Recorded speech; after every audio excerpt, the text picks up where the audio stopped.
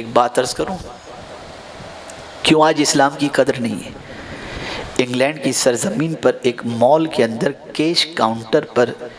ایک پیدائشی مسلم بچی کھڑی تھی، ٹی شرٹ پہنی ہوئی تھی، جینز پہنی ہوئی تھی، اور ایک باپردہ خاتون وہاں پر آئی اور کیش کاؤنٹر پر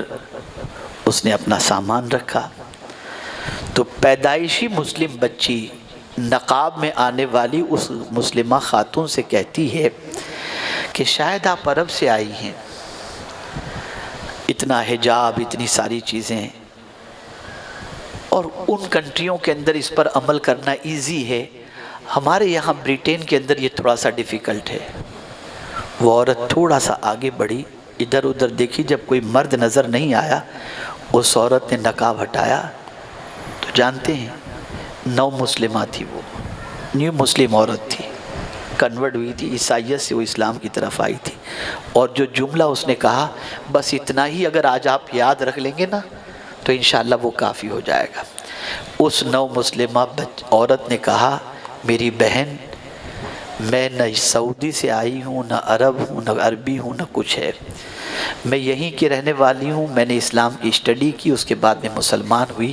لیکن فرق تم میں اور مجھ میں سب سے بڑا یہ ہے کہ تم کو اسلام مفت میں ملا ہے اور ہم کو اسلام قربانی سے ملا ہے، اس لیے مفت میں جو مال ملتا ہے اس کی قدر نہیں ہوتی، قربانی سے جو مال ملتا ہے اس کی قدر ہوا کرتی ہے۔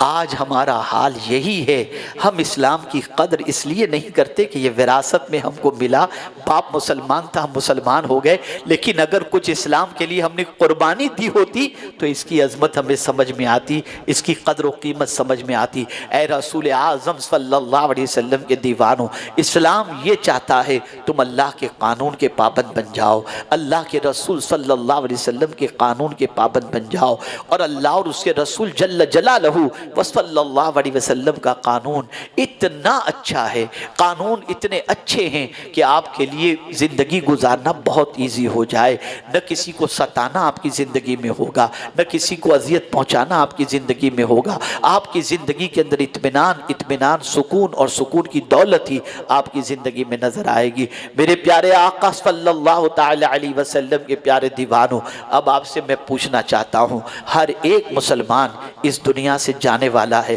ہر ایک انسان اس دنیا سے جائے گا، قبر میں یہ نہیں پوچھا جائے گا کتنا بینک بیلنس چھوڑ کر کے آیا ہے، کتنا تیرے پاس مال ہے، پہلا سوال ہوگا من ربوں کا، اور دوسرا سوال ہوگا ما دینوں کا، اور تیسرا سوال ہوگا ما کنت تقول فی حق ھذا الرجل۔ میں پوچھنا چاہتا ہوں جب دین کے بارے میں سوال ہوگا کیا جواب دو گے؟ اپنی زندگی میں کیا پوزیشن رکھی ہے دین کی، تم نے کیا حال بنا رکھا ہے دین سے؟ اب تو لوگ اپنا نام بھی اتنا شارٹ فارم میں رکھتے ہیں کہ سامنے والے کو پتہ نہ چلے کہ میں مسلمان ہوں،